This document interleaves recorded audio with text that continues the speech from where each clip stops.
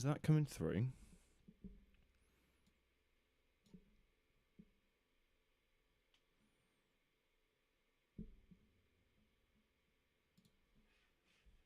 Let's have a look.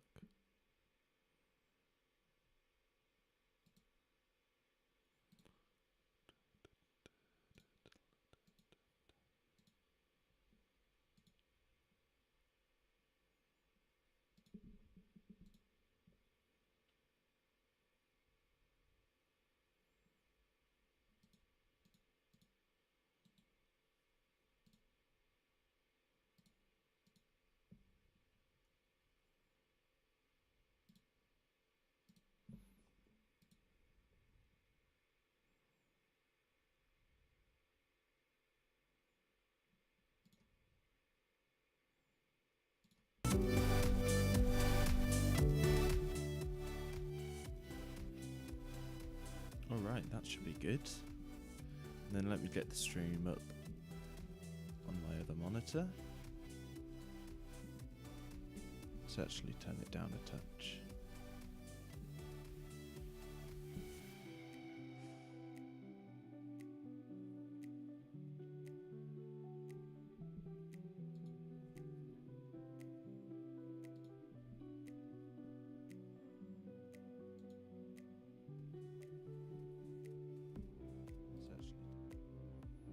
Okay. I think everything is set up.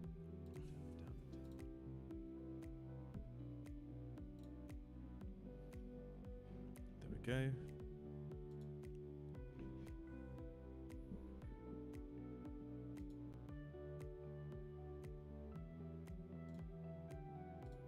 Bosh. Awesome. Hello. If I'm not loud enough, please tell me. The music is a bit overpowering. Let me know. So today, what I was planning on doing is playing kind of a solo RPG game. It's an RPG game called 1,000-Year-Old Vampire, if I scroll up to the top. It's a few years old at this point. I can't remember when it was released. 2019. But the writer of this, Tim Hutchings, he's making a sequel at the moment called So You've Met a 1,000-Year-Old Vampire. And in preparation for that, I thought, why don't I start a new game of this and play along with you? Now, it's been a while since I've made it, so I'm going to have to read through the rules anyway. And if you're interested in playing this, then you get a sneak peek of the rules. But as a slight overview, it's kind of a journaling game. So you're a vampire that's going through the years, and you're losing your memory as you go. So you've only got a set amount of memories. Now this here, I'm using Notion as my journaling, and I've kind of set it up with a list of memories. I can write some memories in diaries at certain points in the game. But most of my time is spent writing experiences.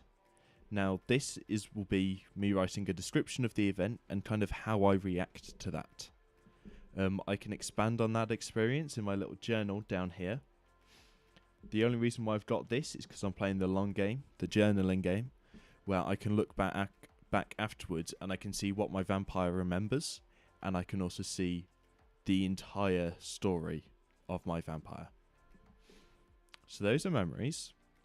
And I've also got skills.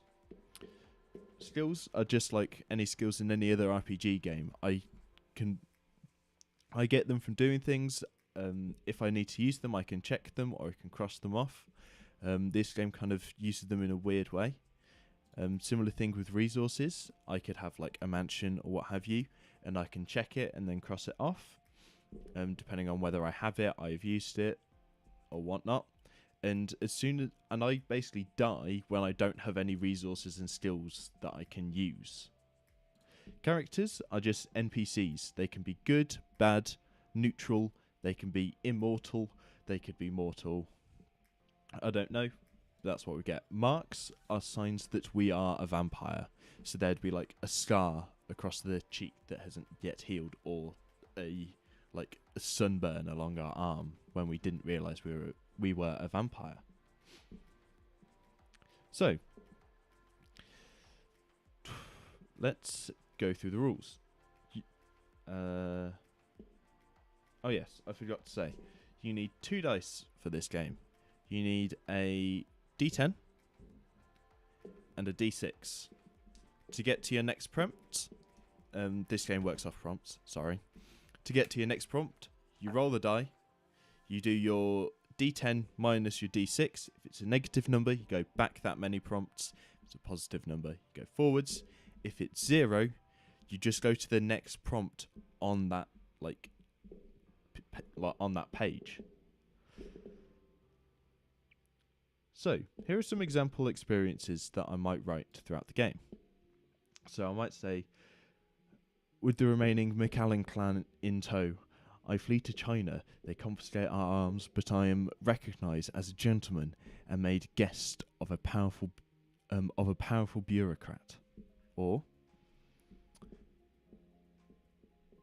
let's pick this one. I can no longer easily tell humans apart, so my feeding taboos fall away with the years. All blood is wellness for my dried husk. So let's go over to making our character. I want to see if I can zoom in at all. I don't think I can. Not the way I've set it up here. Yeah, okay. So, we start by imagining a person in the distant past. So, I'm going to think kind of medieval eras, like 1066-ish, like Battle of Hastings, that time. Do I want them to be powerful, or do I want them to be a peasant? I don't know. Let's keep reading ahead, and we'll see. This person will become your vampire. Imagine when and where they were born, and who they were in life. Start with a memory with one experience that encapsulates their history. So, this experience could be, I am Henry, son of Jon, born near the Loire Valley in the 13th century of our Lord. I am a poor knight swindled out of my inheritance. So that's the example one they give us. So I think, got to think of a name first. So I am Jacques.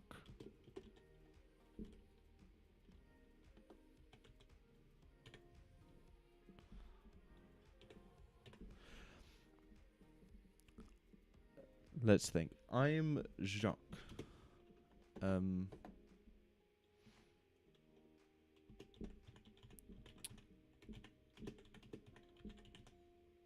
Abandoned at birth, taken in by a noble family. Oh, whereabouts do I want to start? Shall we think somewhere like Spain? I'm not sure. I think it's probably easiest for me to go for where I know. So let's go with Britain. Let's think. So,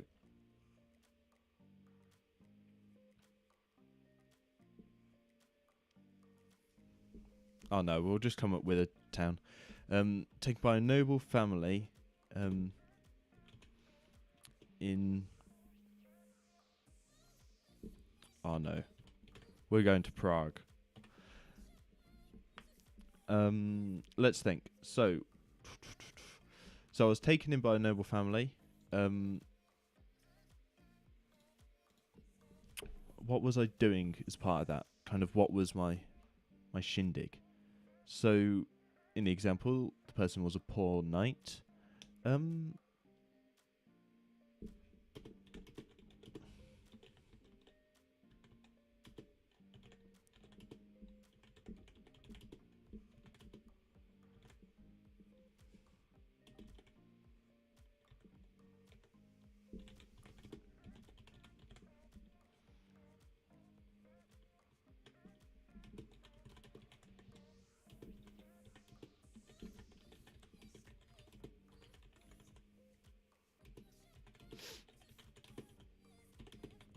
There we go. So I was always kept distant by my adoptive family, since they had already done enough by taking me in. Okay. So that's our first memory, our main experience. Now, it is a little different because it's a bit of a broad summary of my life. So, that forms our first memory.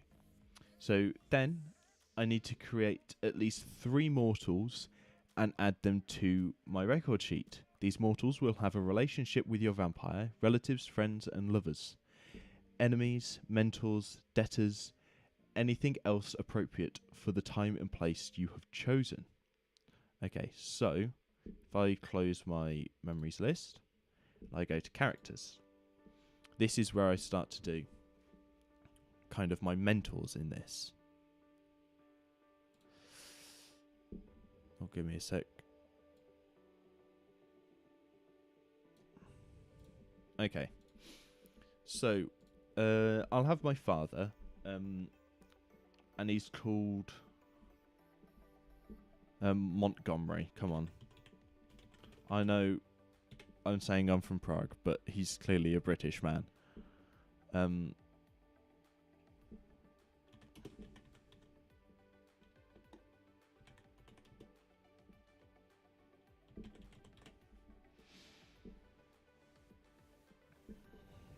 Describe the character in a few words. Know that these characters can and should be very important, but will not be around for long.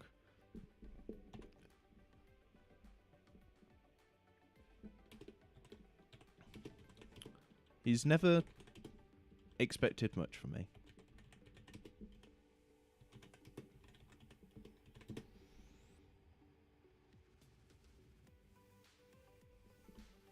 No.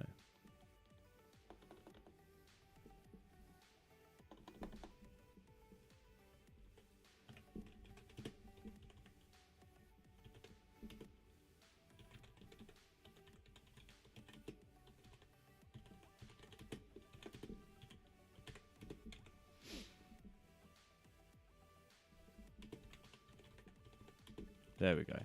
He always seems disappointed whenever I try and impress him. Let's think of another mortal. I do need to do... so what I can do is I can colour these. So I was going to do red for enemy. No, okay. Let's do mortal is green. Yeah, there we go. So when I use them, I can just tick them off, and it crosses it out. Okay, so my father Monty.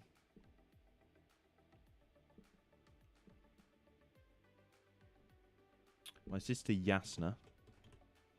If anyone reads the Stormlight Archive, that is exactly where I've got this from. Sister... I'll just write father. We all know that he's an adoptive father. Sister. Always...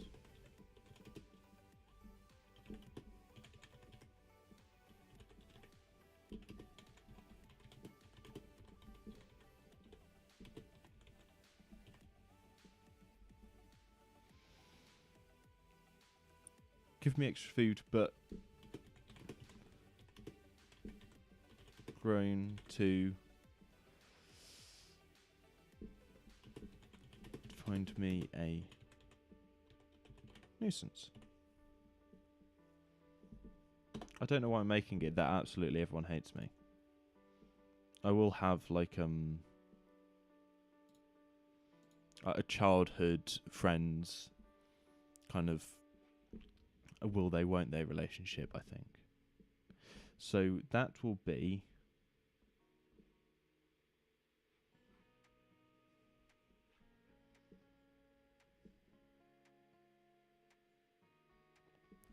Michael.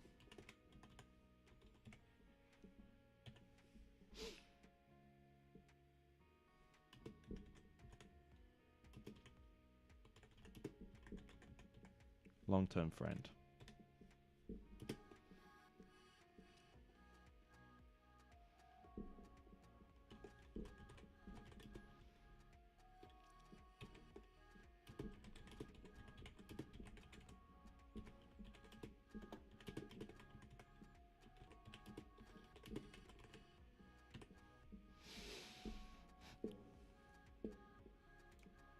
To be honest, I think that's all I want to write about Michael. Because I think there'll be more that will be told about our relationship and with Michael as the story progresses. Hopefully we don't age too quickly. I think Michael could be quite dear to us in the future, but let's see. So, I now need to give my vampire 3 skills fitting for their lot in life, and 3 resources they obtained while still mortal. So let's go out characters, go into skills. I'm checking that I'm centered. So skills. So we were raised in a noble household, so we probably do have the posh talk down. So I'm not gonna sugarcoat it. Okay, no, I am gonna do charisma. And obviously my vampiric glow up will make that out of the world. So we've got charisma. What else do we have? Given that we were somewhat neglected, we might have escaped to go to the streets. We would have, as I said, we got in trouble with our childhood friends. So I'm gonna say we've got kind of sleight of hand, quick fingers. Let's just go nimble. And then one more skill.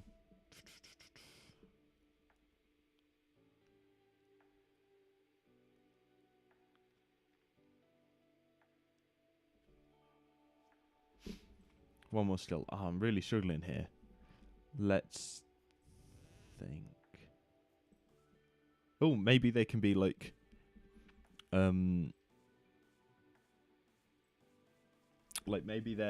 maybe they can hold their liquor quite well.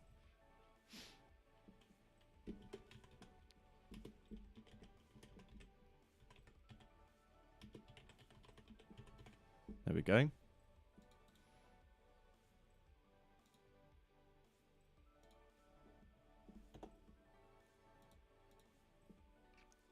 Right, then if we go into resources, we now need to think, what resources do we have? So they can be anything. So it could just be a pendant. I think I might have a pendant from my original parents.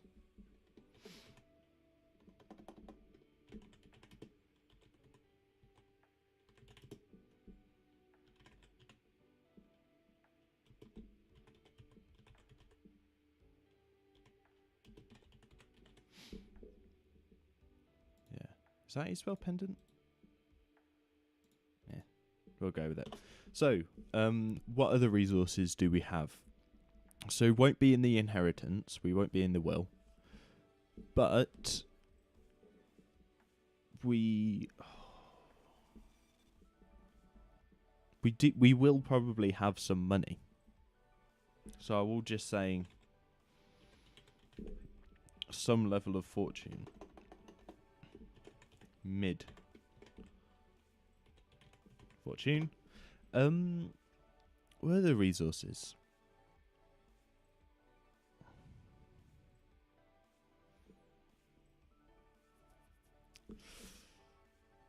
I'm always getting stuck with this last one now. Okay.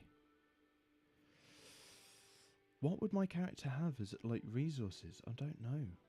Fine set of clothes. Set of fine clothes. There we go. So that's my resources done. To be honest, I'm going to have skills and resources and characters all open here. So, then I need to create 3 more experiences. Oh, Need to create 3 more experiences, with one experience being entered into a separate memory. Okay? Each of these experiences should combine 2 of your vampire's traits. If your vampire has the longship Bergiston as a resource and a character Gondar the Viking Jarl, like a father to me, you might write an experience like Gondar takes me on my first voyage, or what have you. Okay. So this is where we start fleshing out kind of our characters a bit. So I think what I'm going to do is I'm going to take my 3 characters and I'll do 1 skill or 1 resource. So let's start with Michael, because he's my good friend. And he's going to be linked to, like, my nimbleness. So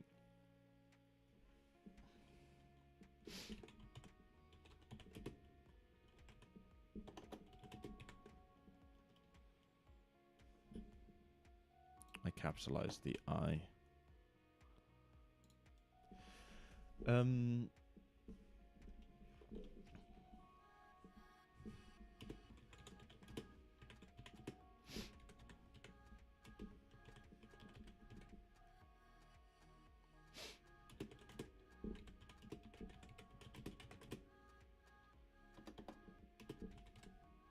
There are crypts under Prague, aren't there? I think there are. Anyway, they are in this world.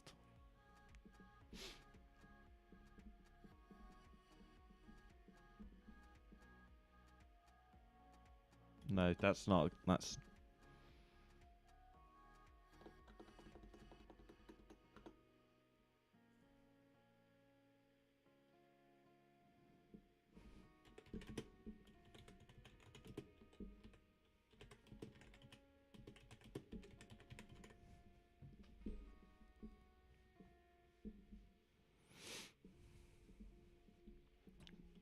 Running away from the police after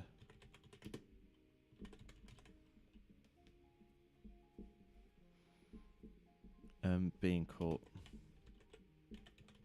stealing some fruit. Come on, we're not that criminal. It's fine.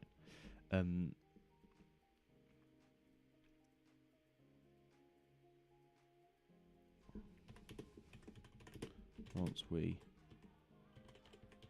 escaped, we just sat on the tops, eating our spoils, watching the sun set over the horizon. There we go.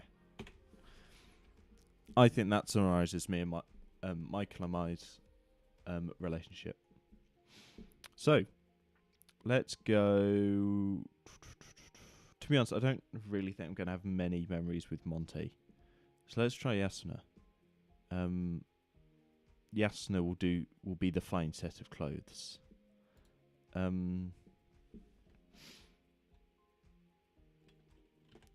For my 16th,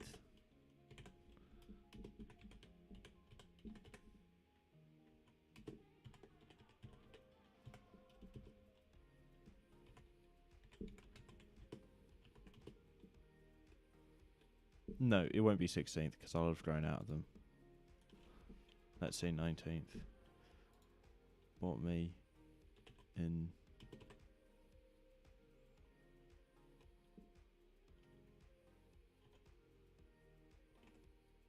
Okay, I can't spell exquisite.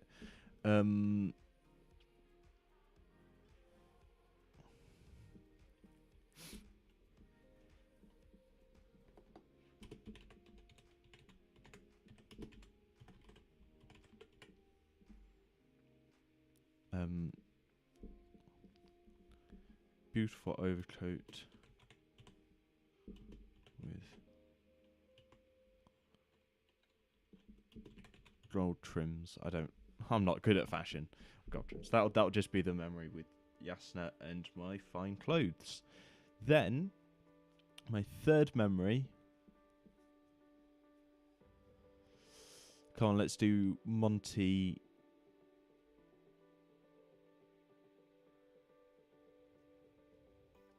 And my mid-sized fortune.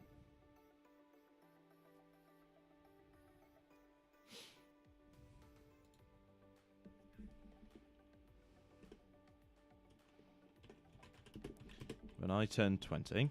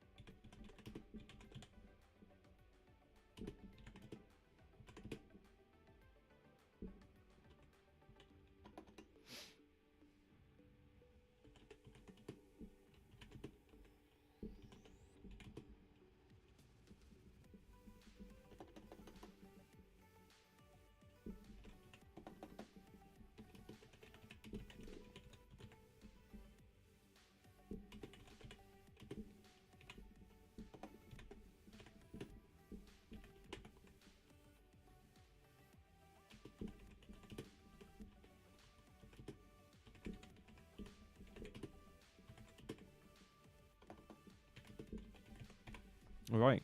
So when I turned 20, I said to Father that if he gave me a small fortune, I'd leave home and I wouldn't come back.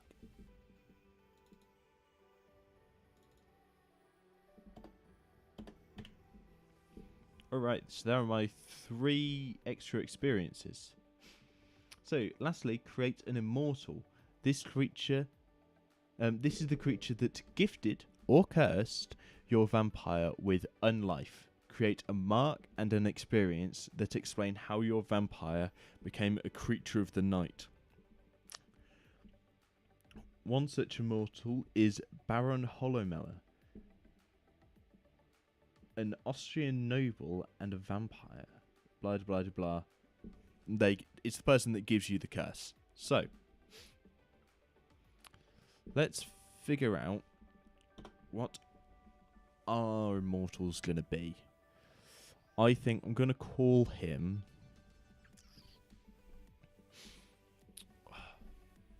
Do I want it to be a gift or a curse?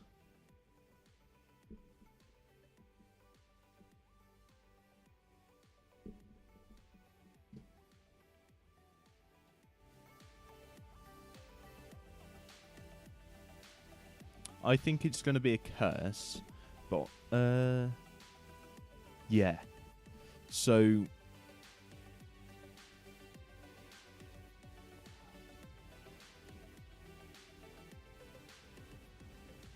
ooh, I don't know, because maybe it's when I left home, I rented just a small place, and it had like a mysterious trunk in. So the immortal is actually a ghost. Yeah. So the ghost will be ghost of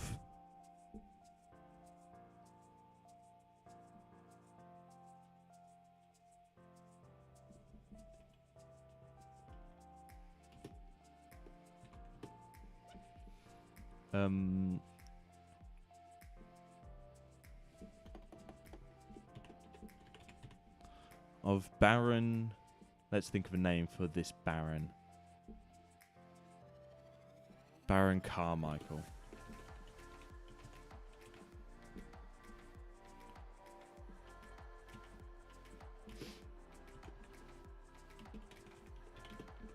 Was trapped in a locked chest until I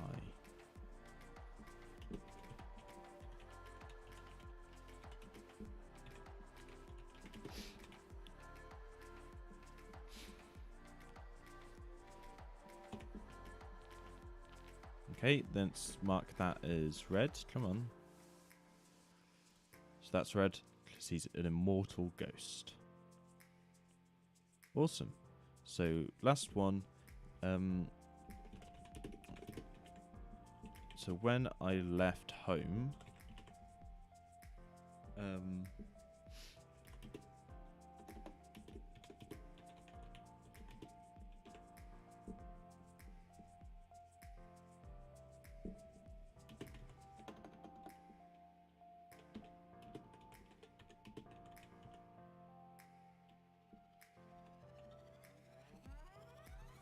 sorry, I'm getting a message. Okay. So, I rented a cheap room. The bed was a mock chest with a stool.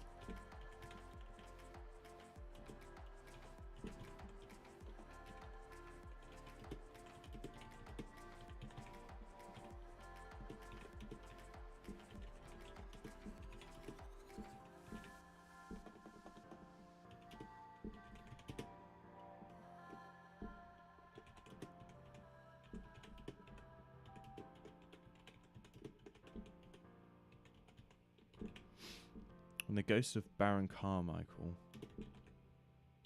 flew out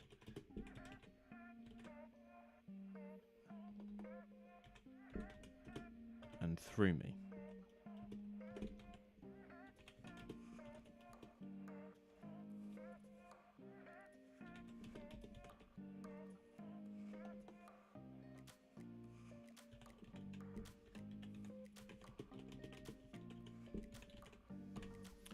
There we go.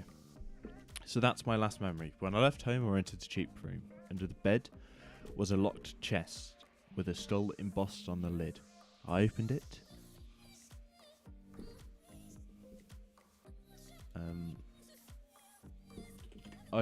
And the ghost of Baron Carmichael flew out and threw me, cursing me to a half-life as a vampire.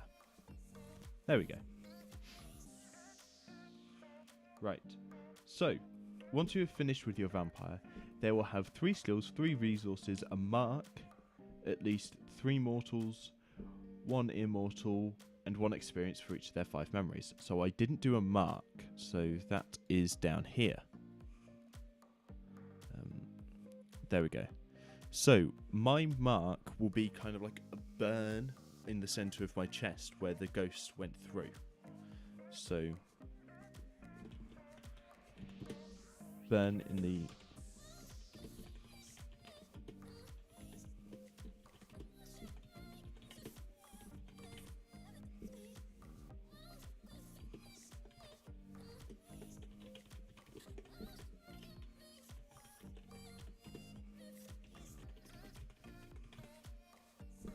There we go.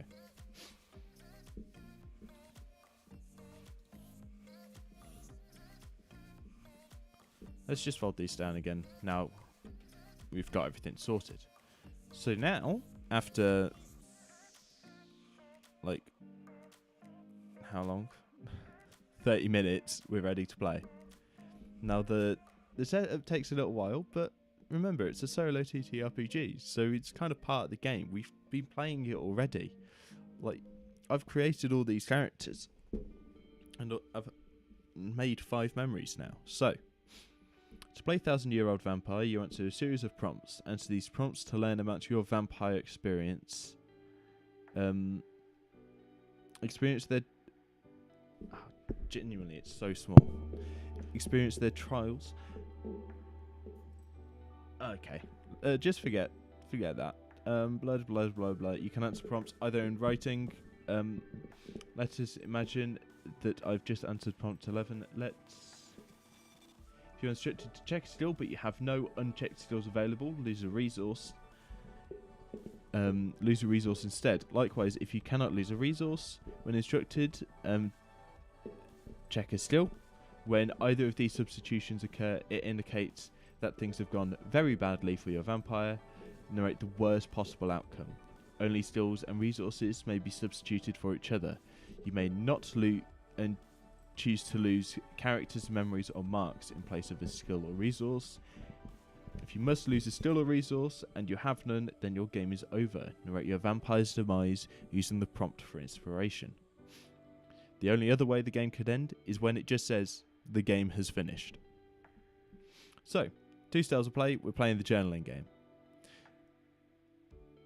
Let's just begin. The passage time is non-linear, let's not try to overthink this. I've got my handy dandy free dice bowl. So let's go. 1. So we're just looking at this top left one here. So, in your blood hunger, you destroy someone close to you. Kill a mortal character. Create a mortal if none are available. Take the skill Bloodthirsty. This music is not fitting for what's just happened, because there's only one character that's incredibly close to me. And I have to say, it's Michael. I'm going to have to eat Michael. I don't want to eat Michael. But what it says is I take the skill Bloodthirsty. So that means is in my skills, I just add Bloodthirsty.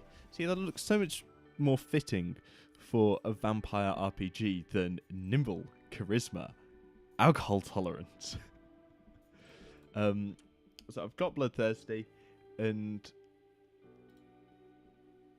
Michael's dead. I didn't really want Michael to die this soon. However,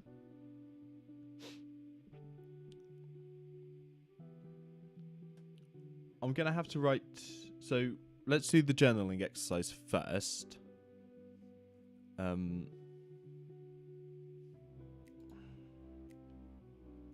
Right. Yeah. So, let's go down to our journal. Prompt 1, so we just... Ooh, that didn't go well.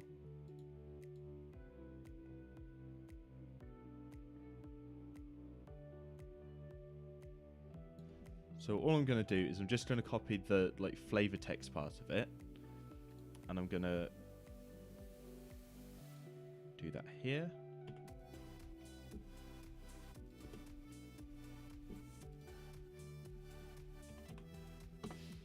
Right, so what happens?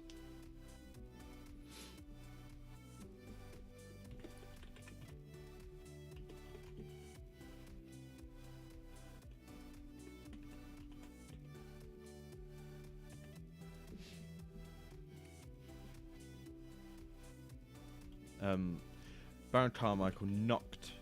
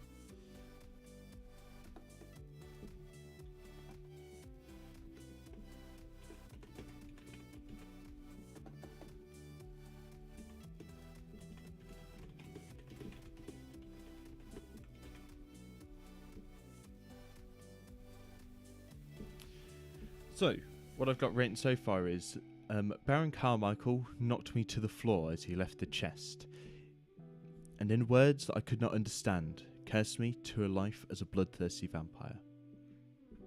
The curse caused me to pass out, and I'm going to say, pass out. Let's, give me a sec. I'm going to fix it so you can definitely see it. Boom.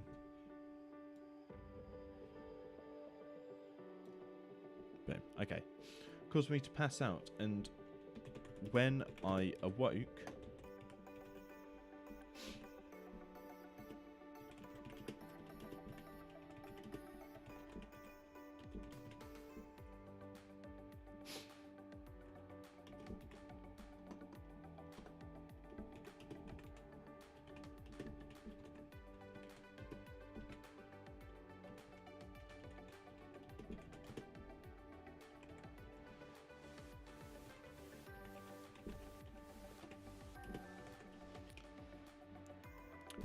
there was blood everywhere. I could barely recognise the disembodied head.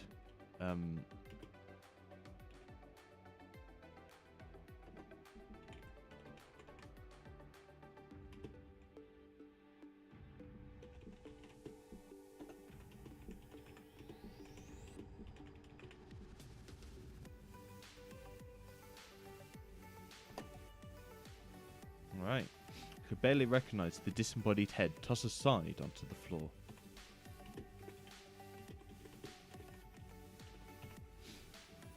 It was Michael.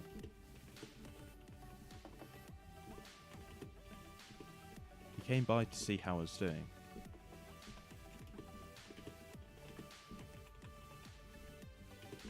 After the move.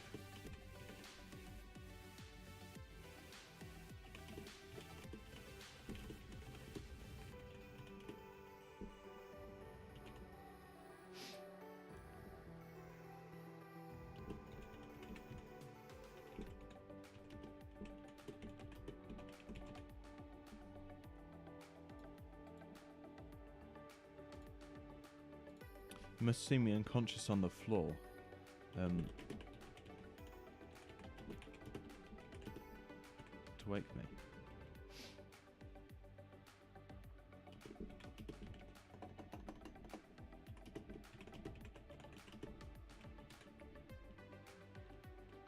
I lashed out.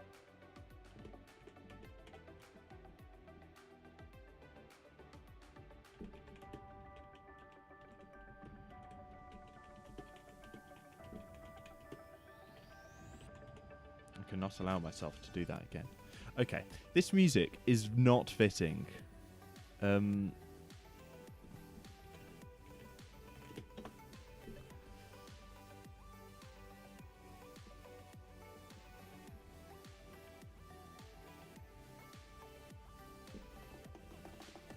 I don't think we're going to find anything better than this.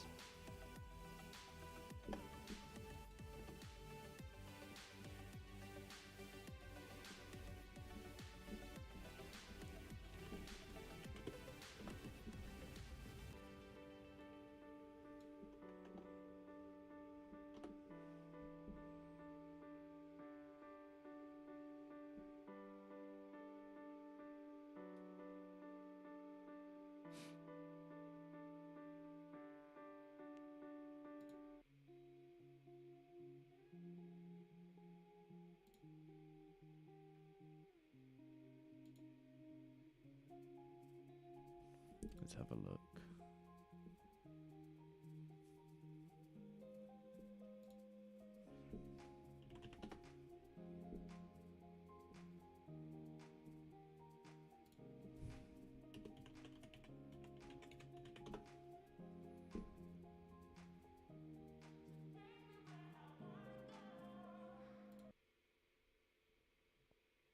Maybe this is better?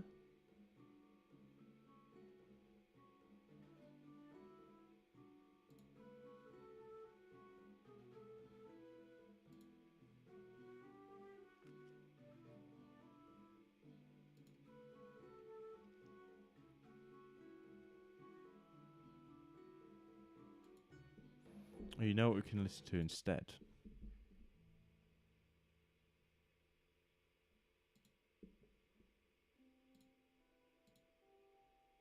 There we go. I mean, it's not any better, but it's still enjoyable. Okay.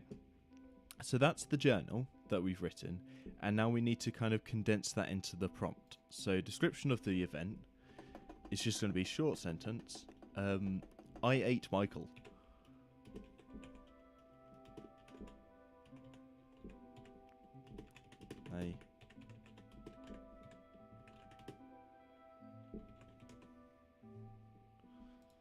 and a blood-fueled rage. How do I feel about it?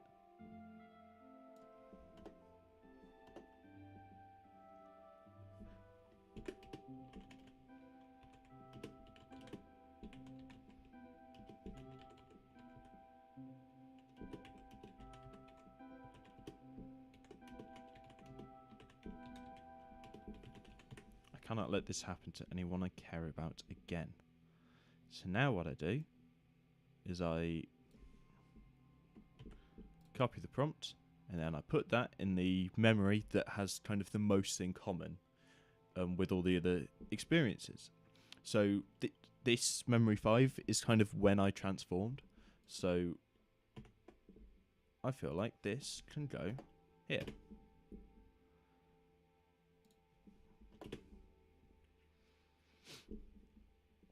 So that is how we do it. We've just done one prompt in probably about 10 minutes. Some might be faster, some might be longer. I did also try and change music. So we roll our D6 and our D10. What did we get? So we've got a 2 on the D10 and a 3 on the D6. So that would mean we go back 1, because we do D10 minus D6. That would mean we go back 1. But given that we are already on the first prompt, we actually just go to this prompt again. So, this says, you are overcome by panic and maul someone close. Oh, God.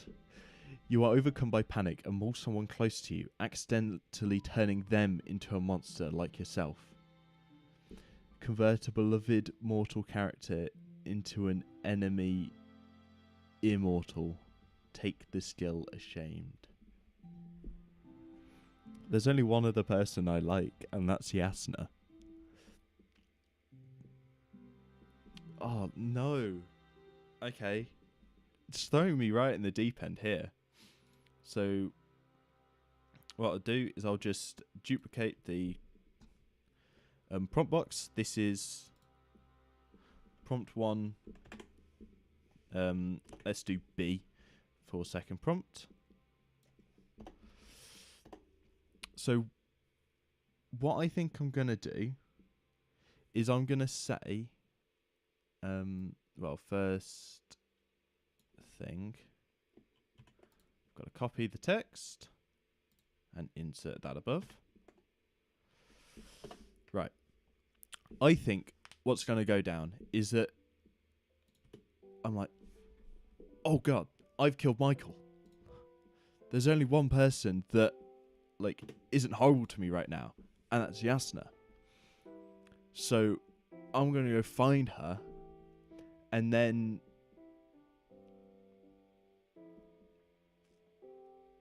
let's figure out what's happened. So, I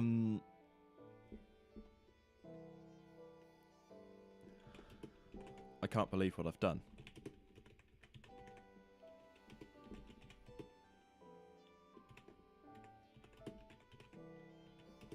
I loved Michael.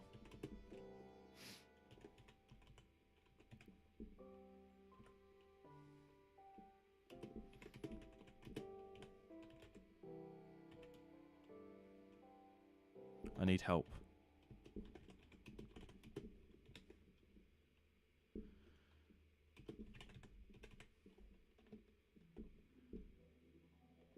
Who can I trust? Yasna?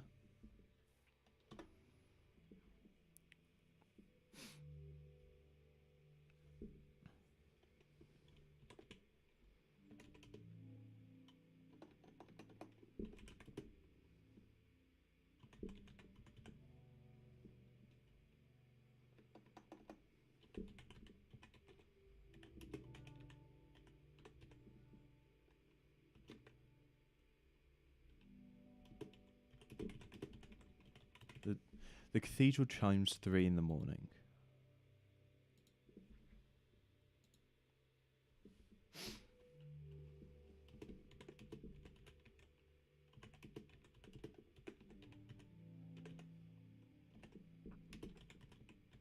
window.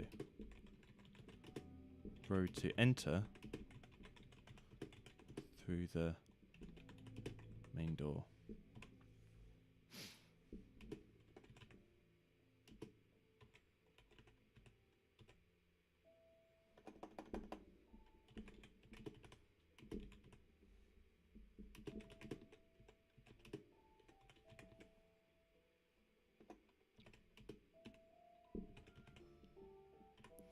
Maybe she doesn't understand. Maybe she goes to tell someone that I've killed someone and eaten them. Yeah? Yeah. She doesn't understand. To her,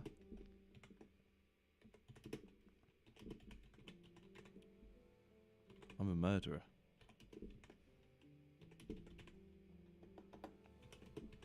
Is she right?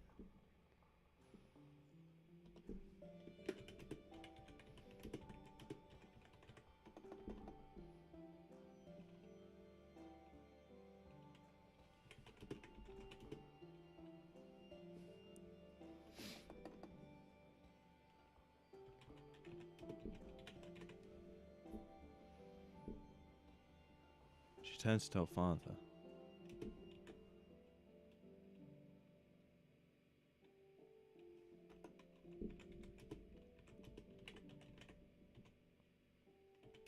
Out of reflex, I grab her.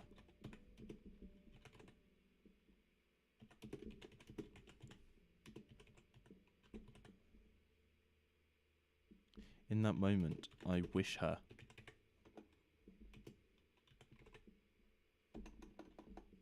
I wish that she could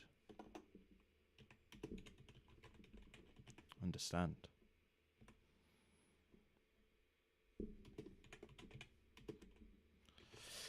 That was a mistake.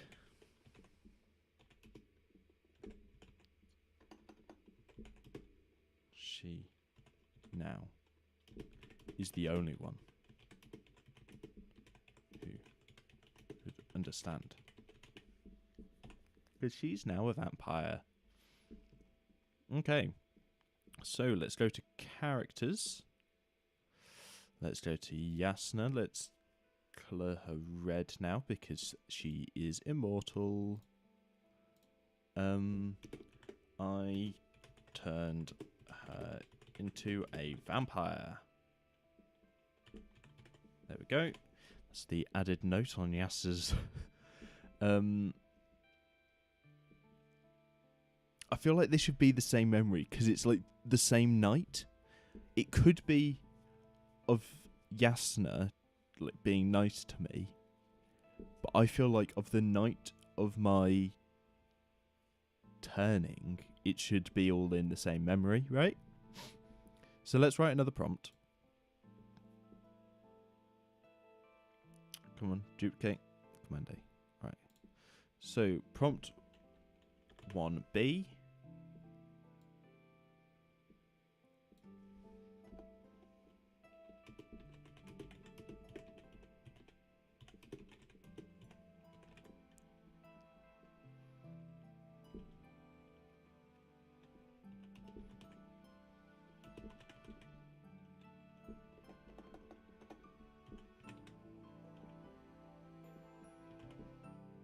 She couldn't understand.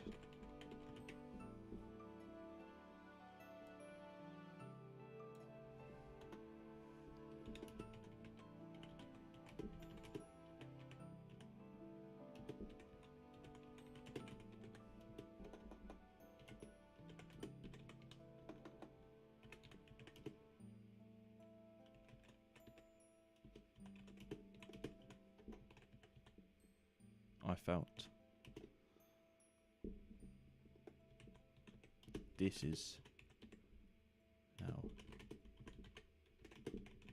is now her curse too. There we go. So let's copy this. Command C. You can do this in like just pen and paper, but it's a lot easier, especially doing the journaling game, having all of this so it can move about.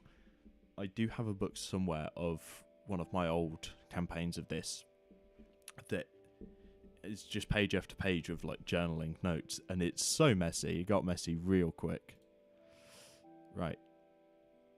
So that is now a completed memory. So we can add completed memories into our diary, but I'm not going to do that yet because I don't feel like we need to. But once we try to write a diary, we can fill it with 5 memories, which means we don't have to store them in our head. However, we can lose the diary later on in the game. So while these are kind of saved, they're not necessarily safe. Okay, let's roll the dice again. That was another 10 minutes. We're doing not bad per prompt. Okay, so that's a 6 on the D10 and a 2 on the D6. So that means we move up 4. So let's get to prompt 5. Let it load. There we go.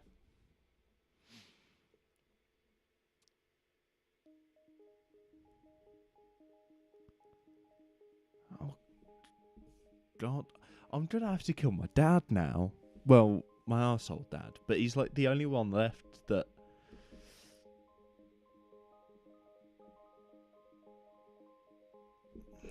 Would it, though? Yeah, I think it would be him. Because I think Yasna would tell him. But she would hide her own...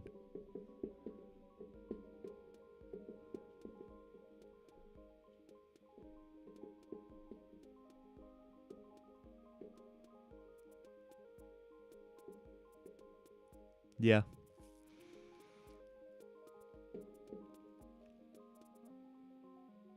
I think I've run into hiding after that night, and he comes to find me to confront me about how I turned his daughter into a vampire, and... Oh no, he doesn't know. He just knows that she ran away, and he thinks I've got something to do with it, and he's right. And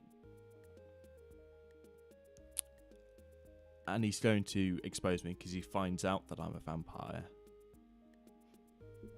So then I have to kill him. Okay.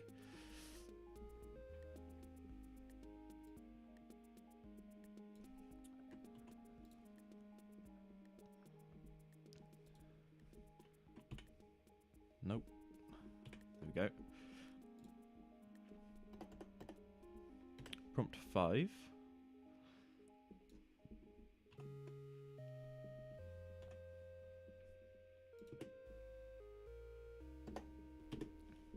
Okay, so we've got to... Now, what's interesting about this one is it asks us to check a skill. It also asks us to kill a character, but we know we're going to kill our father because I'm alright killing him. But we've got to check a skill.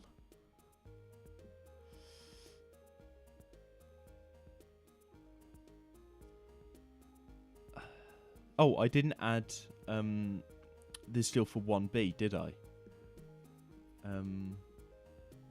What was that? Ashamed. Okay. Well, I think I'm either going to check bloodthirsty or ashamed, because I don't think the other 3 kind of have any, like... I don't really think they kind of tie well into where I want to go with this. But let's figure this out. I'll also open up the character log.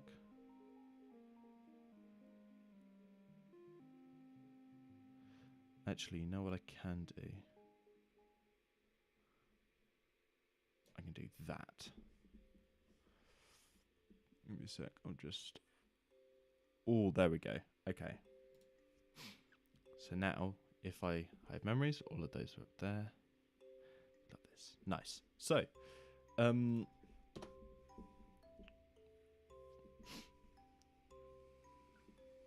so I think I'm still in that like apartment room hiding out.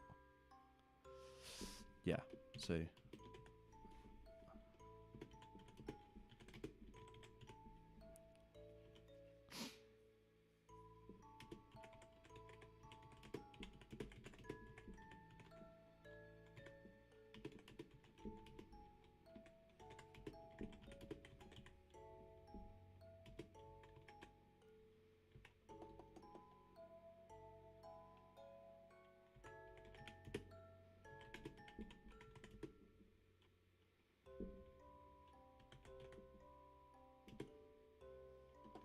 that beam of light.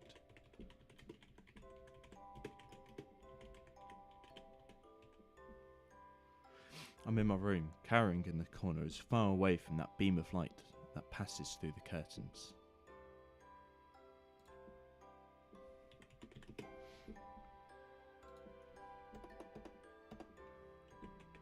That passes through the curtains. Okay.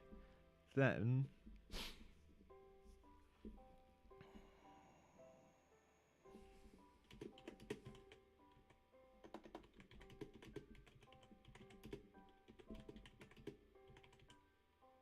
at the door.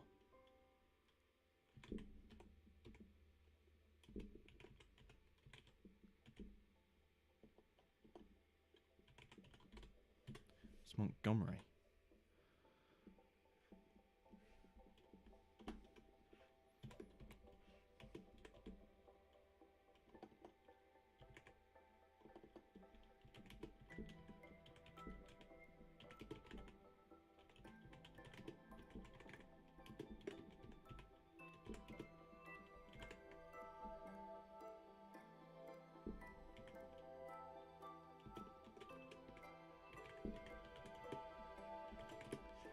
Yeah, he's furious, demanding where Yasna is.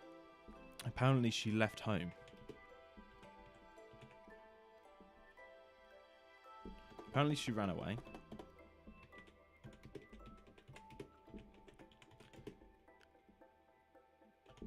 Leaving a note.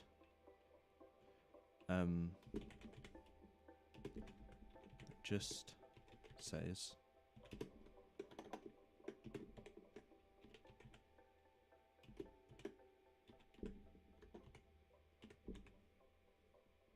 ask Jacques.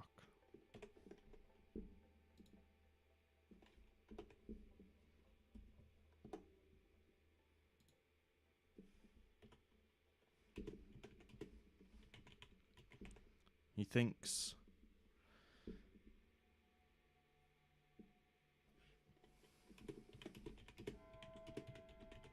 I'm to blame.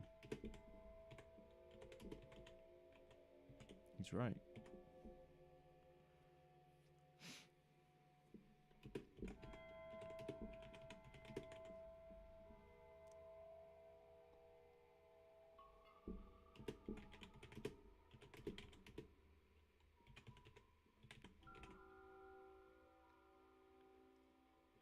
It's going to bring me to justice. I'm going to check Bloodthirsty, because I feel like that's going to tie in better to what I'm writing here. I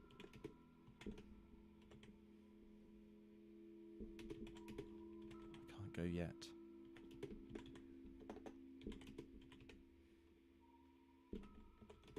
Time.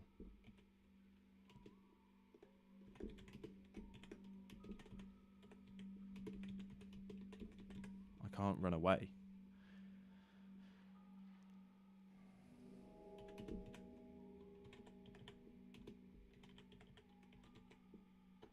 He'll follow. There we go. So that's the prompt. And let's kill Monty. There we go. And we're checking Bloodthirsty.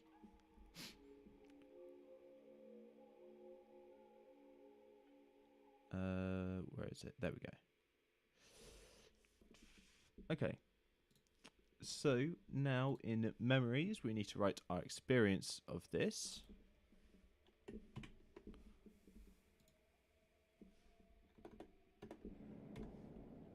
Prompt 5. This music is actually kind of spooking me quite a bit at the moment, so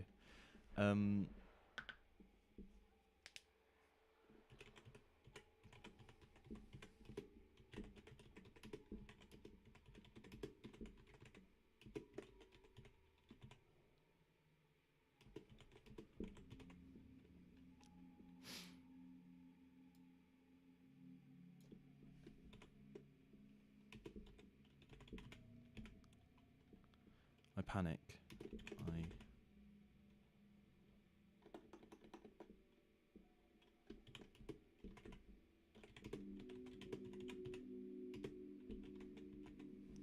Can't let him leave.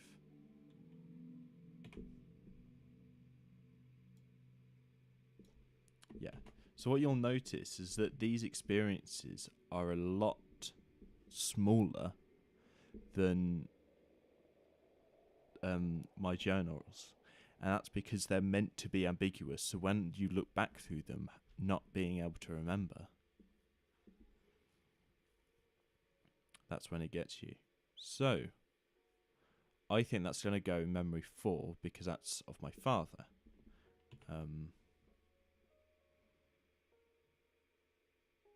And it kind of I'm at the home that I rented with the money they gave me. Yeah. And this is going to make Yasna definitely not like me because she likes her father. So let's go again.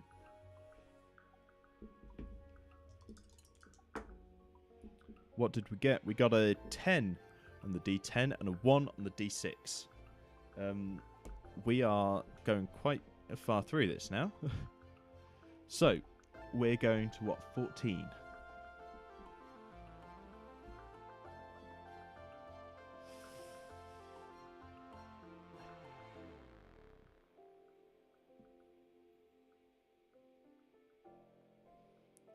Here we go. What does this prompt say? An enemy character uses a lost resource to turn your few friends against you. Check 3 skills to regain the resource or check 1 skill to barely survive. Which former friend did you kill? Where do you flee?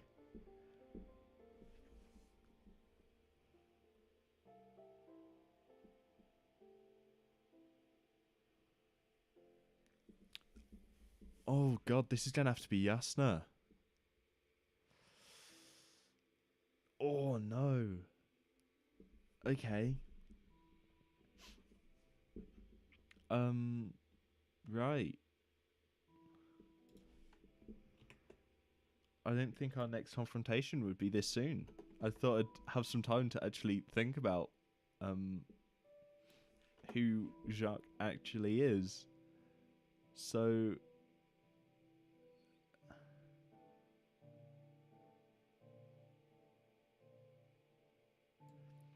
but I don't have a lost resource, so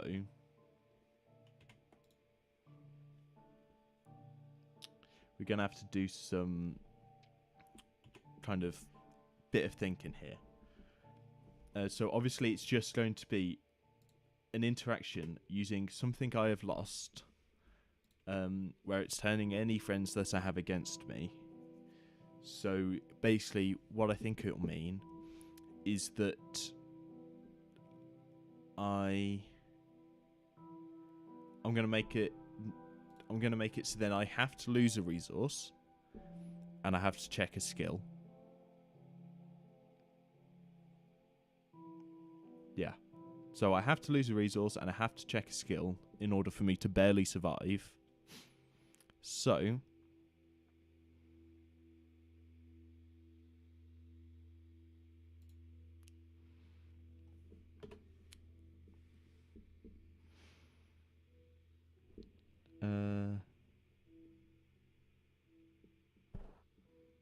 ooh, yeah. Maybe it's not like an exact interaction with Yasna. Maybe it's the fact that she's alerted like the city to the presence of me as a vampire through like some of her resources and links. So then there are people that are trying to raid my apartment, which has caused me to leave my mid-sized fortune, and it means that my charisma's gone because I don't have the sway of the people. There we go. And that's how... no, because the skill will be how I barely survive. So I will barely survive through my nimbleness. Okay.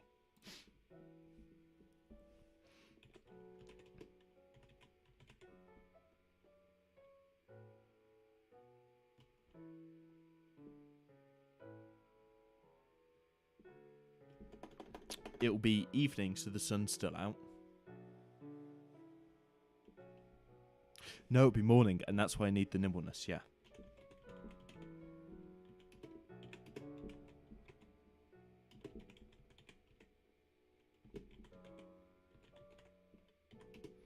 One morning I hear shouts outside. A lot of shouts.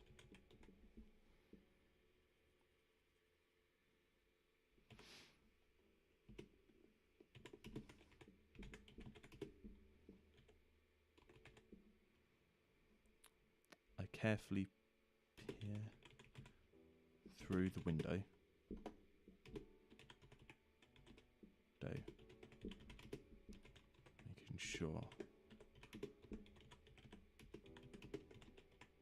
Making sure I'm still in shadow.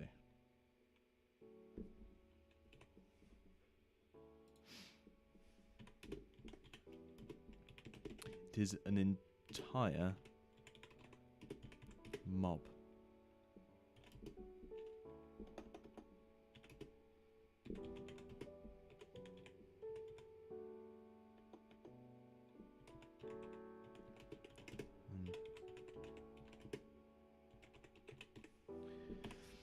It's an entire mob with pitchforks and homemade spears.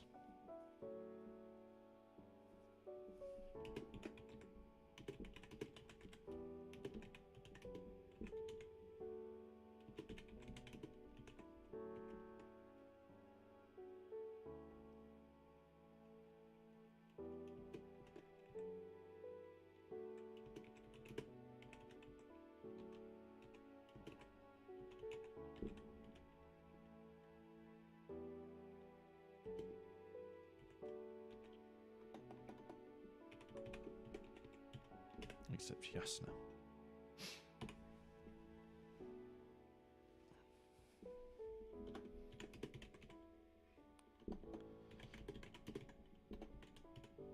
I need to run.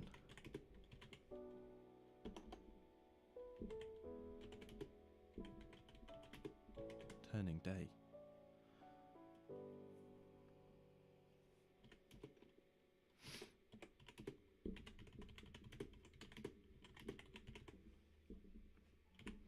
So I'm not going to try and describe an entire chase scene, but I need to run. It's turning day. I'm running out of time. To me, that's going to be good enough for it to be very much, oh, I've like escaped somehow. So I've checked mid-fortune, and I've checked nimble. So I've made sure I've lost a resource, and I've only checked one skill, which means I barely survive. So, let's go up to experiences. Command D.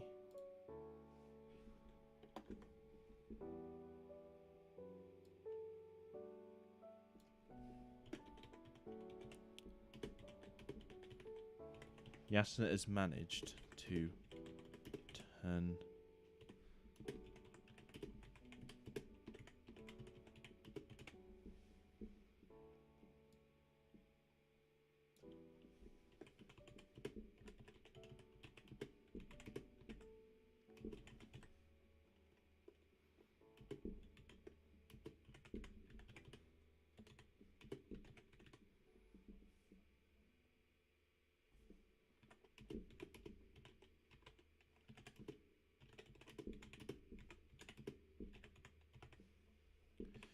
go.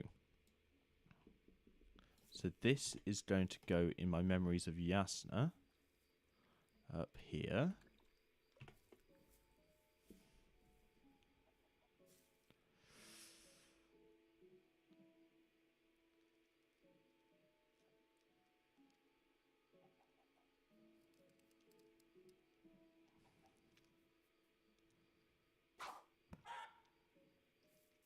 I do need to figure out where I run to, though. You know what? I think I'll do that in my next prompt. Yeah. Right. Back to this.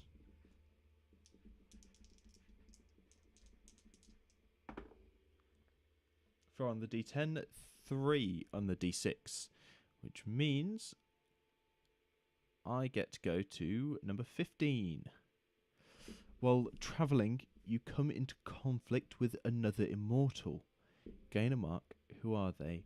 What trick do you play on them? Create a new immortal character. Okay. So yeah, this will be, as I'm fleeing Prague, I've got to go somewhere. What if the immortal's the Pope? Like, I think that'd be quite funny. I'm kind of like, yeah.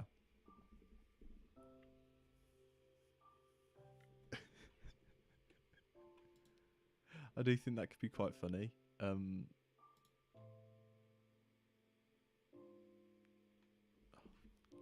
give me a sec.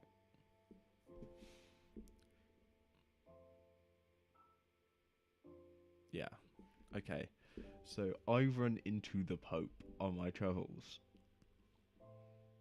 Oh, why can't I remember? The what's its face? Give me a sec.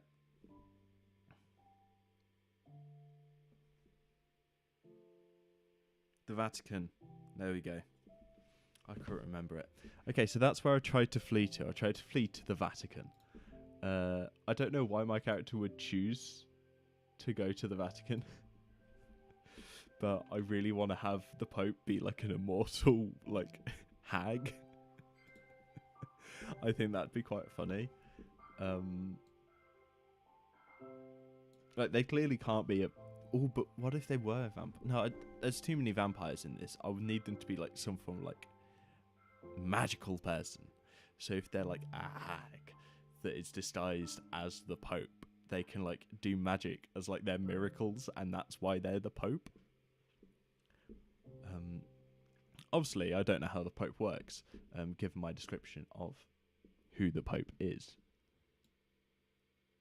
But, you know, it's all a bit of fun. I don't mean to, like, knock down any form of religion, but in my world, this is what the Pope's like. At this time, there's a Pope. That was a hag.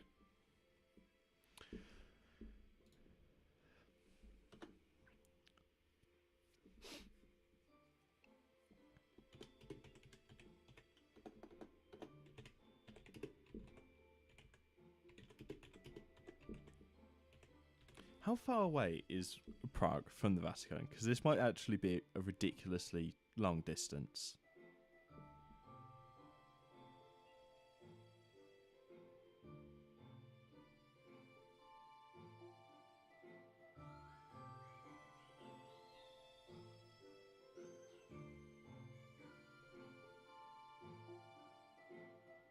Okay, well, there's a recording studio in England called the Vatican.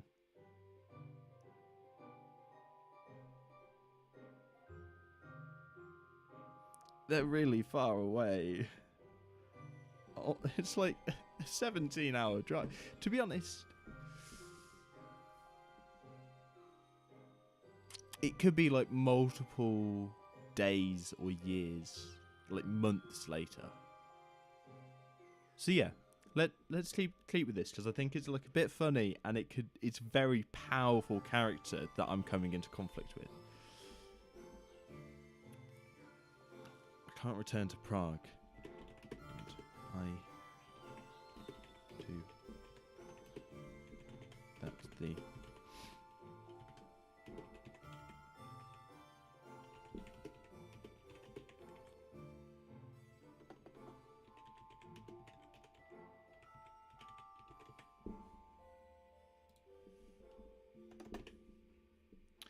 Yeah, I can't return to Prague, and I have to assume that the nearby settlements are also compromised.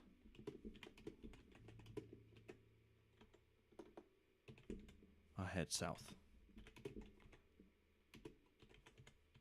Far south. Okay. I'm going to meet him on the road.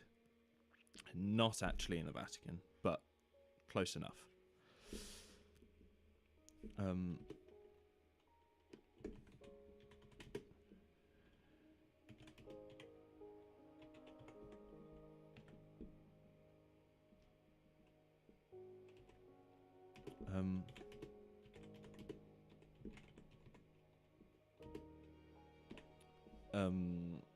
So I come across like a really like finely decorated carriage showing opulence.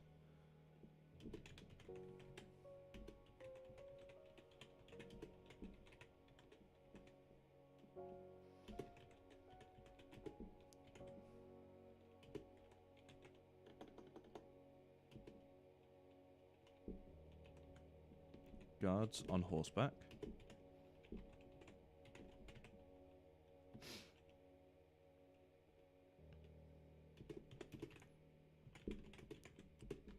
I decide to play the role of a beggar.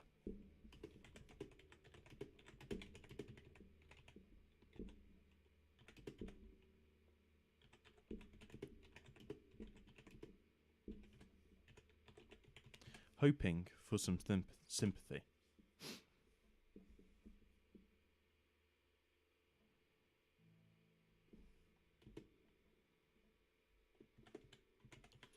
Luckily for me, of the is the Pope.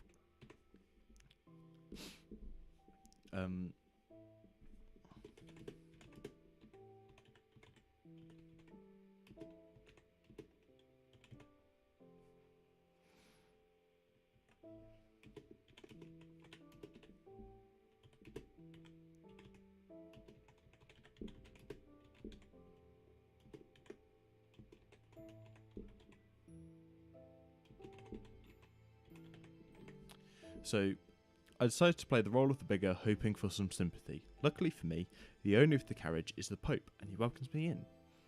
I get an odd feeling, but I accept regardless.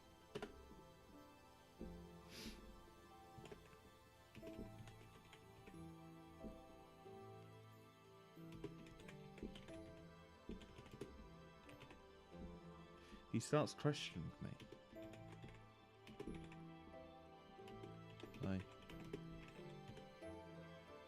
Where did I come from? Who am I? Where did I come from?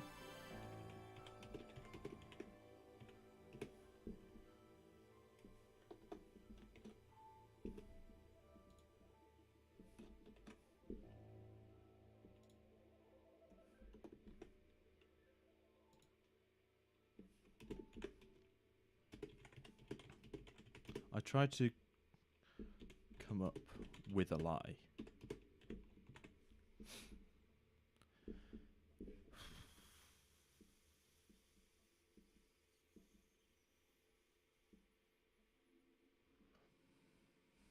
I tried to come up with a lie, but he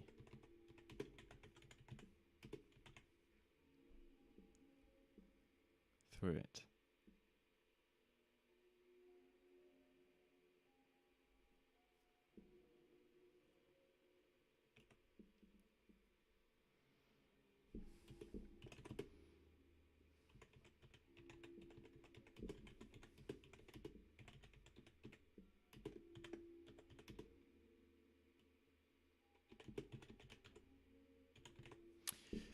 He confesses that he knows I'm a vampire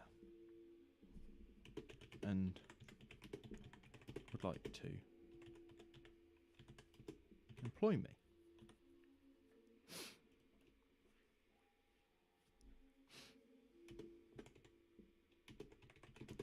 Seems passive. Seems too passive to.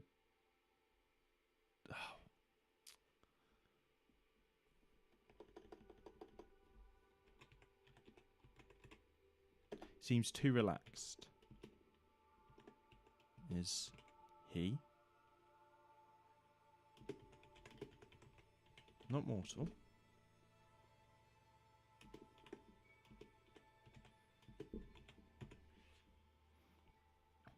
I asked him.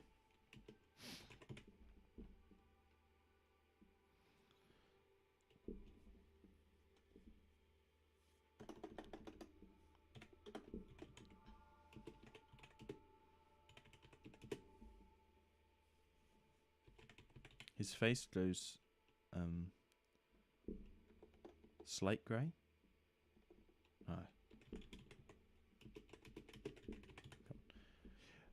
His face goes as white as a sheet.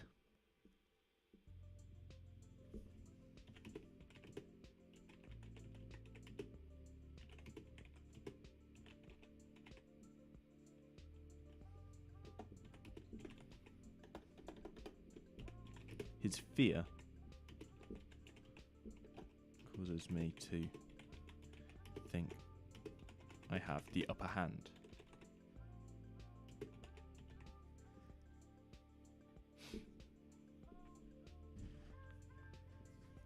His fear causes me to think that I have the upper hand.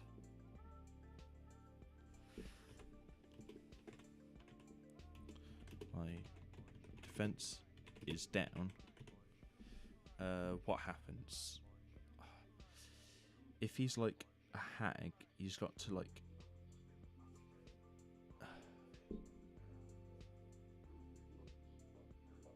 maybe he like stabs me with like a special knife that means it can't heal, and it like remains like bleeding. Yeah.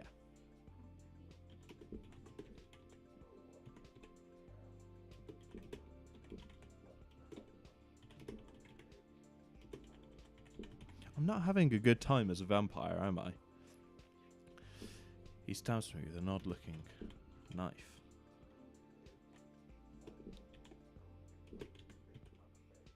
I run.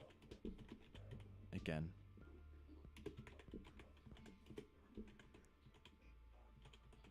Barely surviving.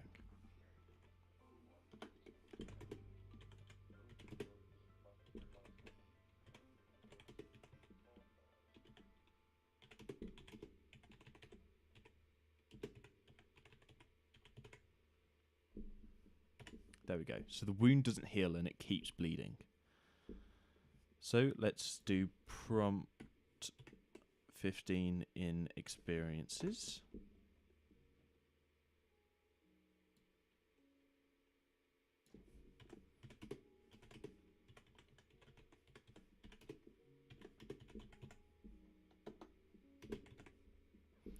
I met the Pope.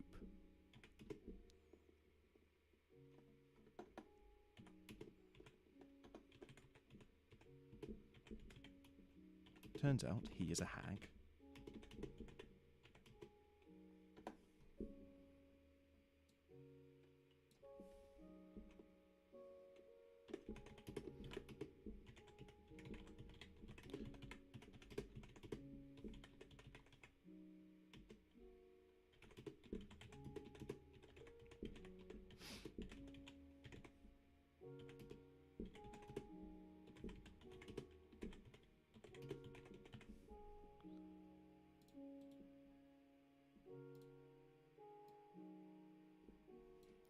There we go, Command C. I've got to put this in a memory.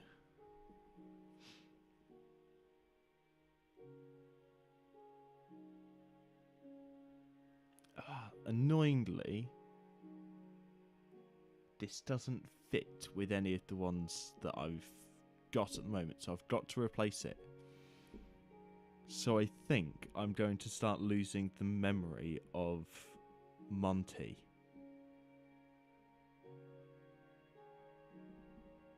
I'm going to double check the rules on losing your memory.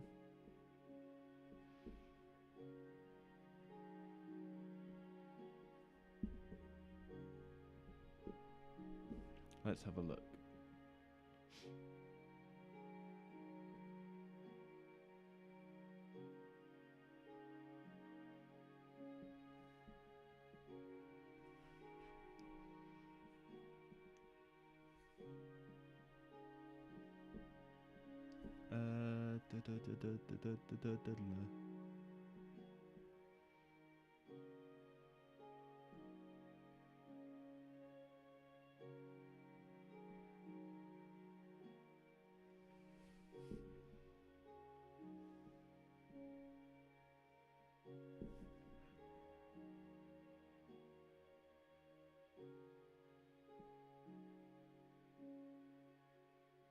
Okay, I'm gonna have to. Yeah.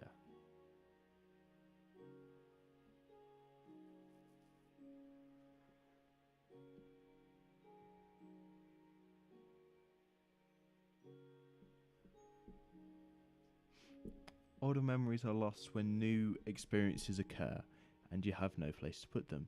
If you have filled all 5 memories and need to start a new one, strike out an existing memory. All of the experience in it it contains. Forgetting things.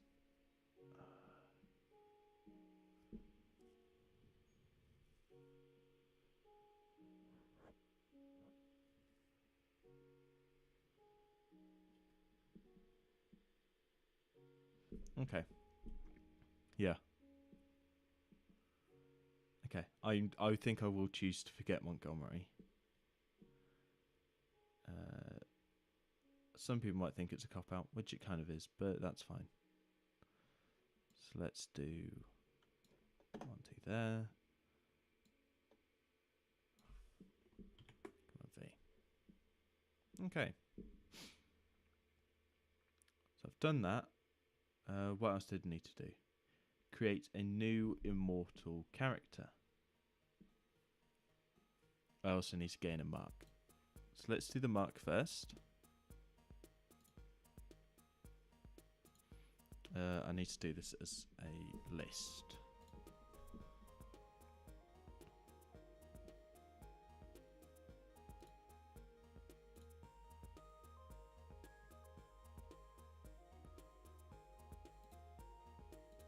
Okay.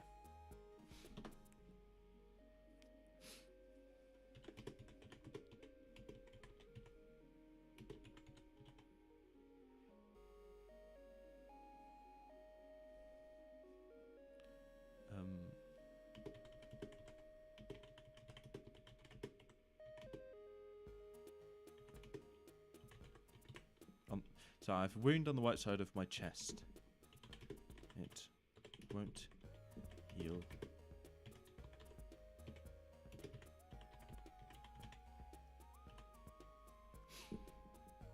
There we go. And then I've got to do an immortal character. Sorry, I keep pinging about on here. So, the Pope. Yeah, I'm not going to give him a name because if it's too similar to certain popes, I would feel bad. So, the Pope. Hag. There is a hag impersonating the Pope. They're not actually the Pope.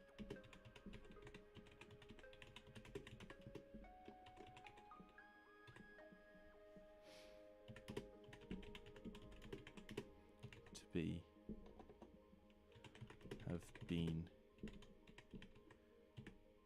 gifted immortality. There we go. It's pretty decent that I only know immortal characters because it means any length of time can go by and all of them are still active. All right. Let's do another prompt. Okay, so that's a 10 on the D10 and a 6 on the D6. So that is 4. So let's go to prompt 19.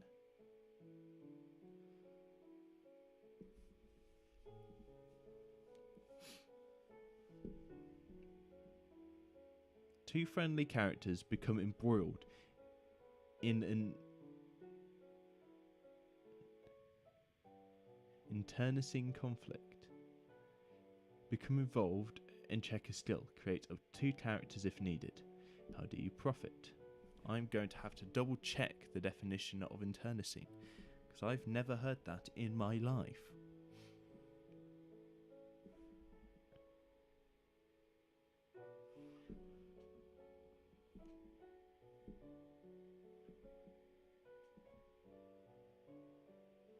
This destructive to both sides. Okay. Got it. So I've now got to figure out, since the last prompt, the 2 friends I've made. because I need to have 2 friendly characters, and they're gonna be mortal. So where did I get to? Let me get up my map so then I can see what's in between Prague and the Vatican. Ooh, what if I stopped off at Venice? Ooh, what if I'm...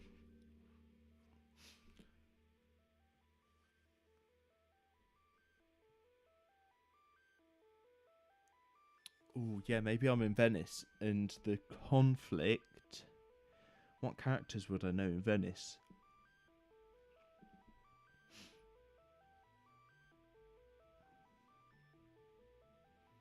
So it has to be destructive to both sides.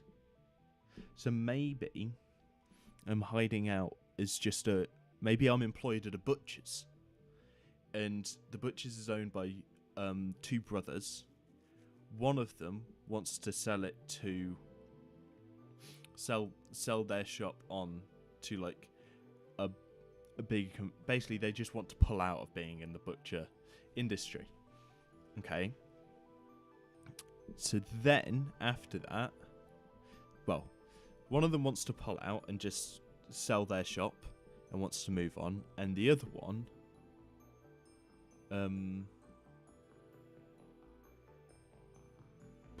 I don't know. I've got to think. Oh god, I'm... Okay. Oh, didn't mean to skip all of that.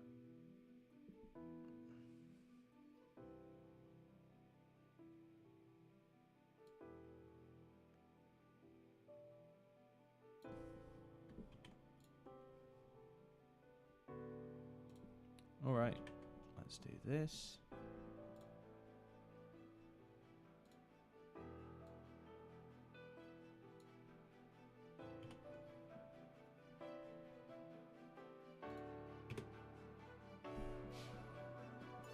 Okay. So I've got to create 2 good characters. Let's have Billy and Millie.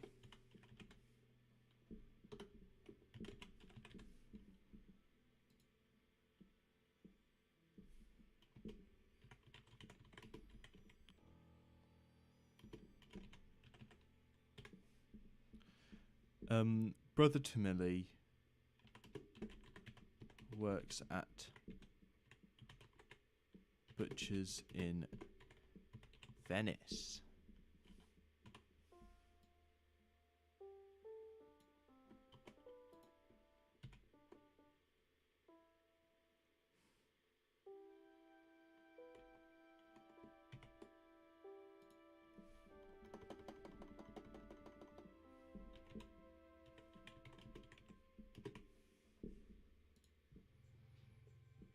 Okay.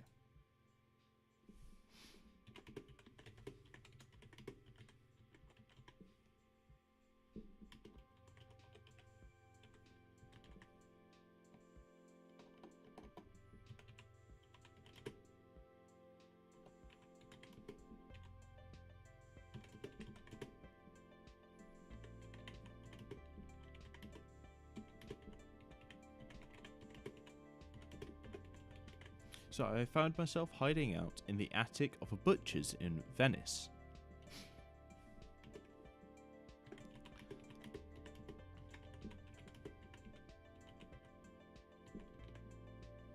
This is a family business.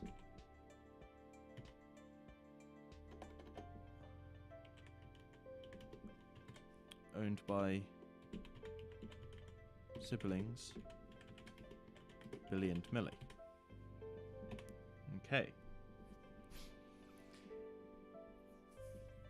And this argument is about... What's it about? Because it's got to be bad for both sides.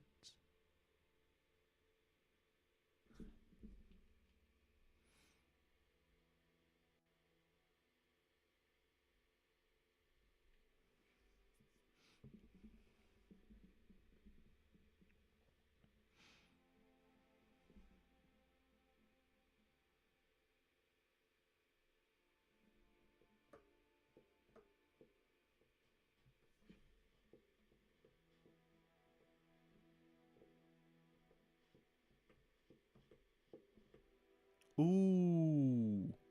Okay. So, what if we kind of like Sweeney Todd this up a bit? So, the butchers is going out of business. They they don't have any like farms to get meat from or anything. They can't afford it. So they need someone to get it. That's where I come in. I can find meat of various forms, and they can use that in their butchery. That's fine. However, Billy doesn't agree with it, and he wants to give it up. He wants to pull out. But if he does that, then people will find out. However, if Millie gets her way and just continues doing this, people die.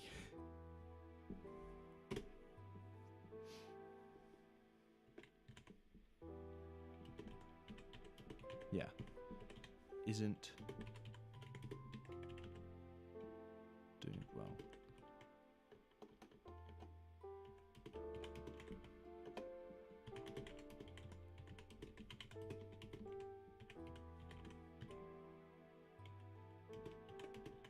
I can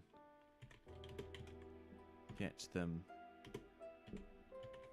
meat if they allow me to stay in there. That's it. Lovely.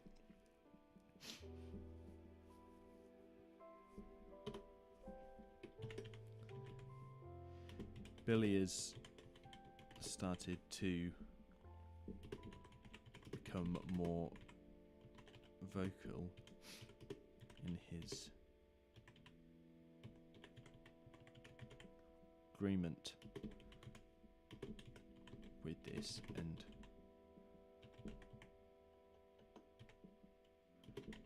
wishes for us to come clean.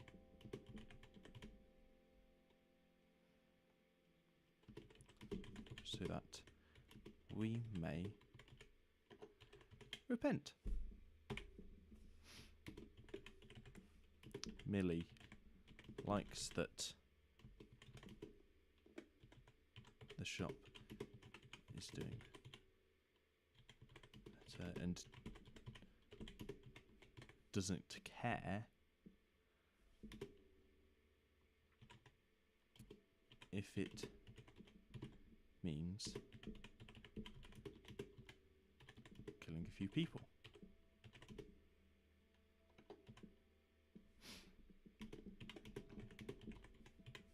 I'm left with no choice.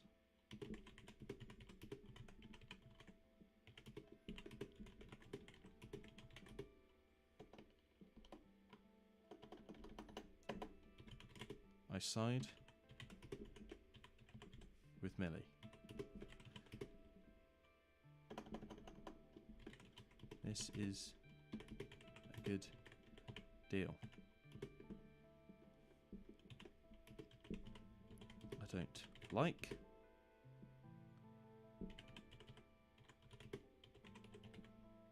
people, but I have to.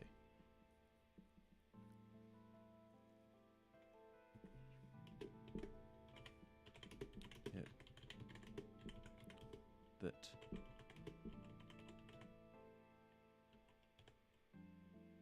lives are made nicer.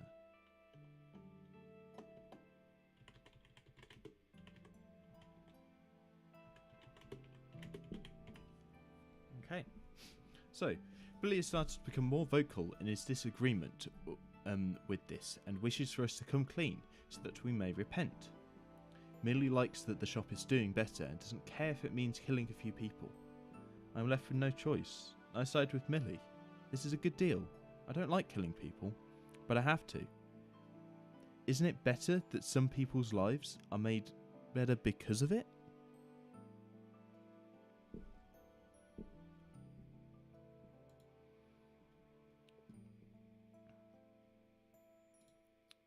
So both these are green because they're mortal.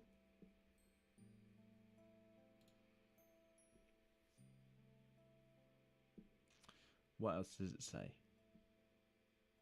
Become involved and check a skill. So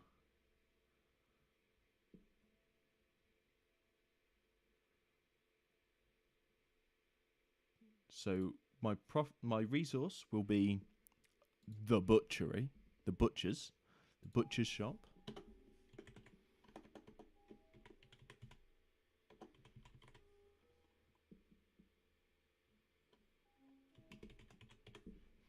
So that's the resource I gain, and I have to check a skill.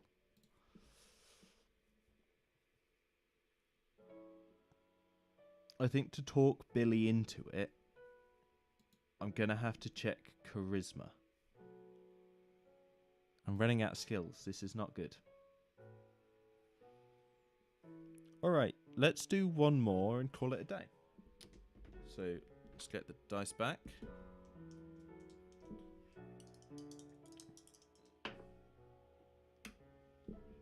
Okay, so that's a 1 on both, which means we stay where we are.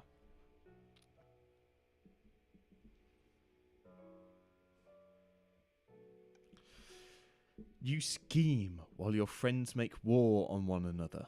Manipulate the conflict to destroy any character. Billy's going to have to die. Which...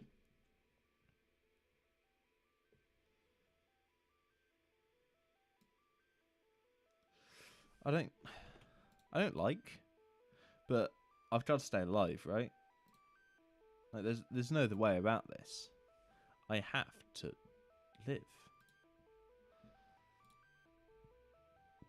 Oh, I didn't update that. Prompt 19, 19B, and I didn't do my experiences for the last one either. So while we think about that, let's do experiences.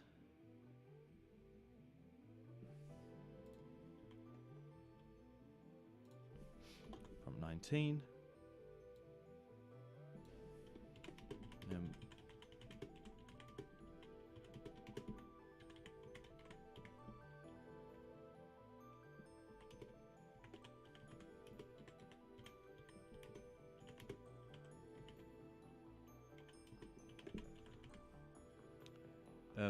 Millie is grateful for my help. There we go.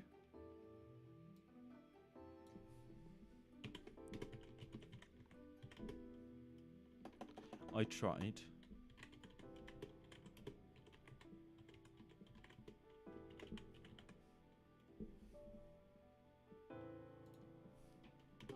I tried to persuade Billy to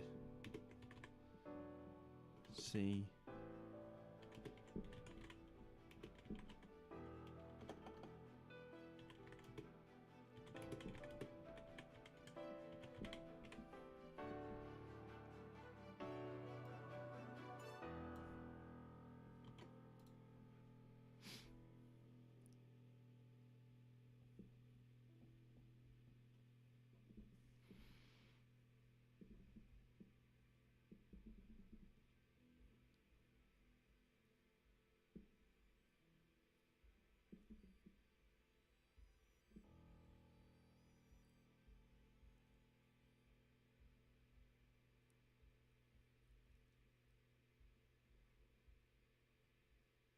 It's going to have to be another new memory. So what I'm going to do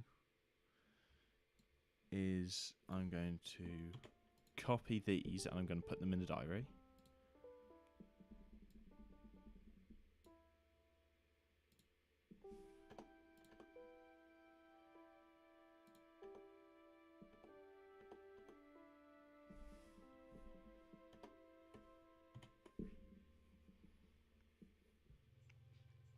So that memory's now in my diary, so these can go.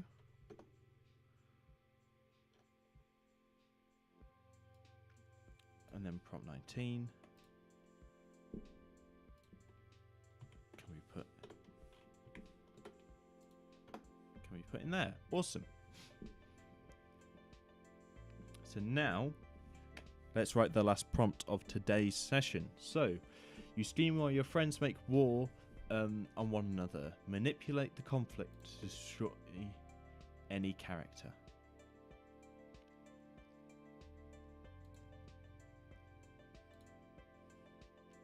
So I think this is going to be me trying to persuade Billy to see the other side.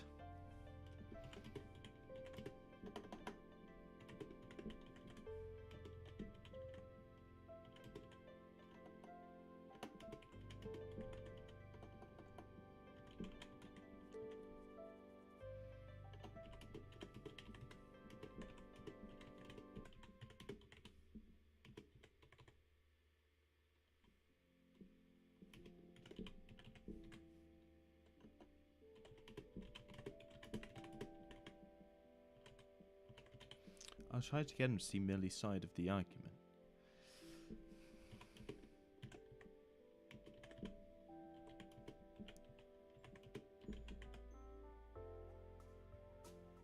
He can't live with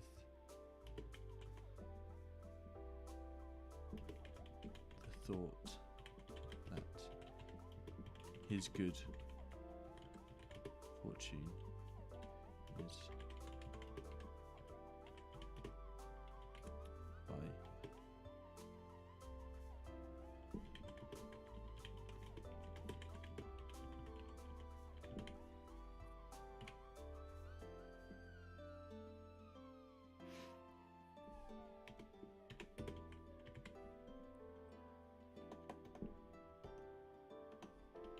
I let him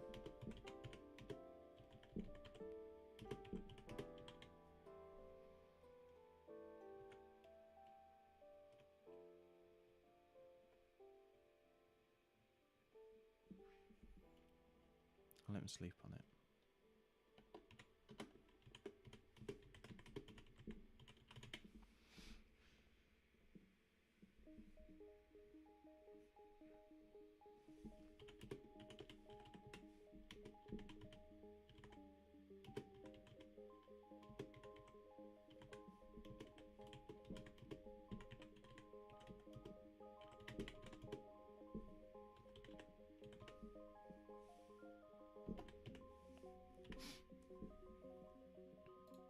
Alright, Billy's dead.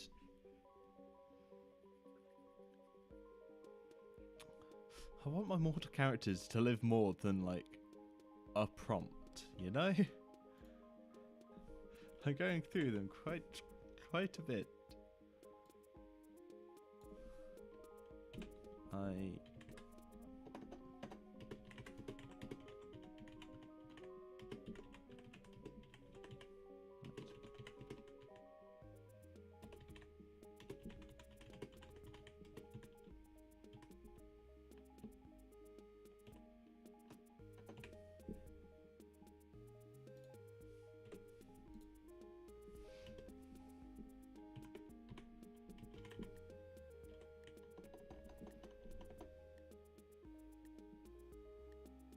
Do I push him?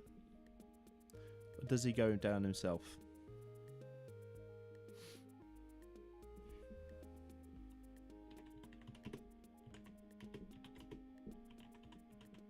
I don't think I'd let myself remember if that happened.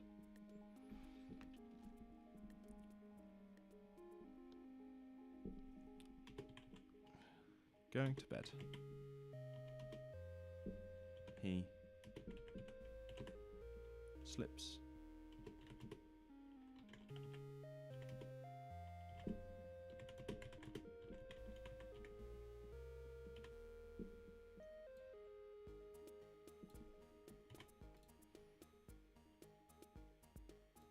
All right. So that's that finished. So what I'm going to do is I'm going to find out what our next prompt will be, and next time we can do that prompt.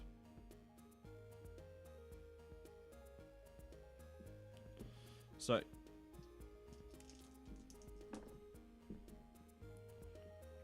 8 on the D10, 2 on the D6. So let's go to prompt 25.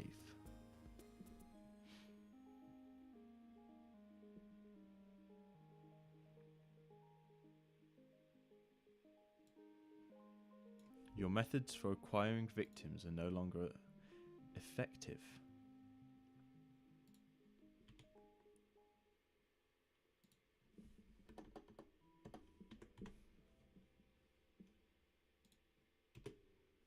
Right, so we are going to leave that there for today.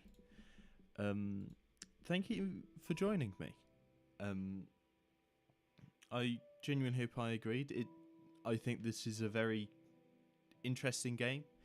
It gets you to just think a lot. It's really good for kind of practicing storytelling, and I just genuinely quite like it. I've never been too involved with kind of vampire stories and kind of that genre. But I just quite like this game. I find myself I find that I keep coming back to this. I do recommend it if you guys liked what I've gone over today. Don't worry, I've genuinely not spoilt it.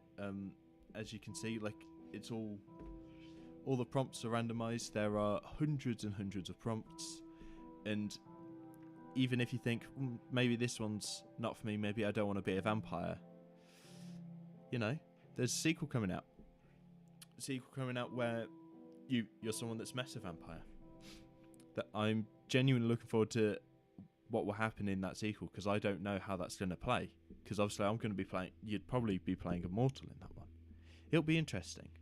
But anyway, I really hope you guys have enjoyed this, and I guess I'll see you guys next time. See ya.